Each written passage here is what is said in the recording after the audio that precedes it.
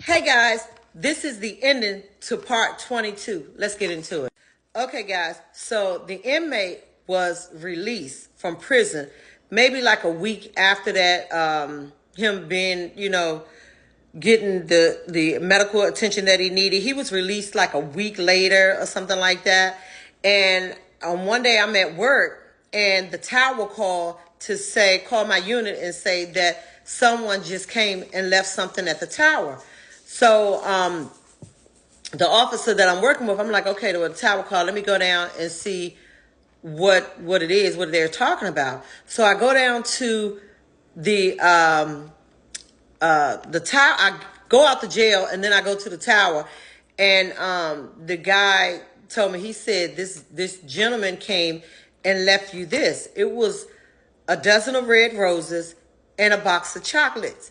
And I'm like, well, who was it that left it? And he said, there's a card right there. So yeah. So I read the card, and Lord and behold, it was that inmate. He said he just wanted to say he just wanted to say thank you, and he really appreciated everything that I did, and he wanted to show me how much he appreciated what I did for him.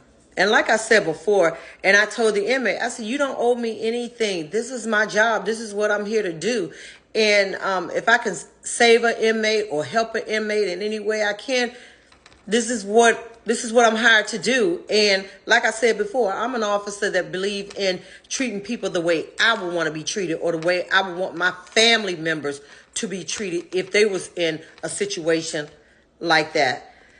So maybe about, as time go on, maybe I would say maybe about a month after that incident. After the inmate brought me the roses and the chocolates.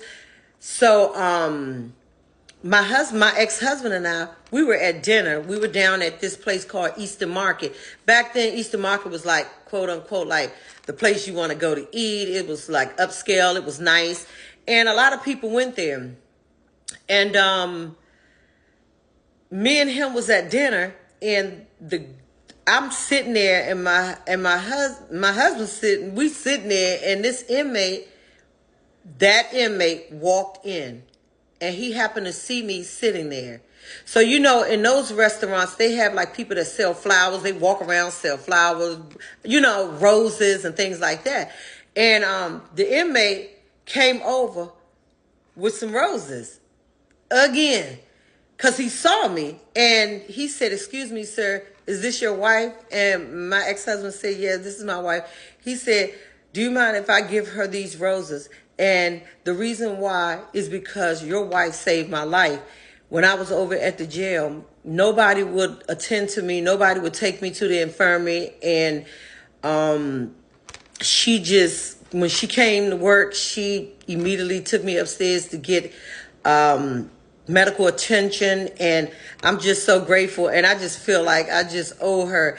And I did send her roses over at the jail, and I sent her chocolates, but I had already told my ex-husband, and he was fine with it. He wasn't the jealous type like that, and he thought it was like, wow, Nina, that was good. And by the way, Nina is my nickname. So after that, come to find out, the inmate who I helped, he was big time in D.C. Truly big time. So, and he had a status in D.C. And I know his name. I remember him just as clear as day. But of course, I'm not going to repeat it. But that just goes to show you, not every inmate that goes to jail, not every inmate that get arrested deserve to be incarcerated or deserve to be treated like a piece of shit. So me just always going into the institution and going in the institution, like, treat people the way you want to be treated. Treat people the way you would want somebody to treat your family member if that was if anything like that were to happen. And that was just my motto. Like, it was what it was. But this guy was a big time guy, like in Washington, D.C. And yeah, so you just never know. Treat people the way you would want to be treated. Stay tuned for story time part 23. it gets even better.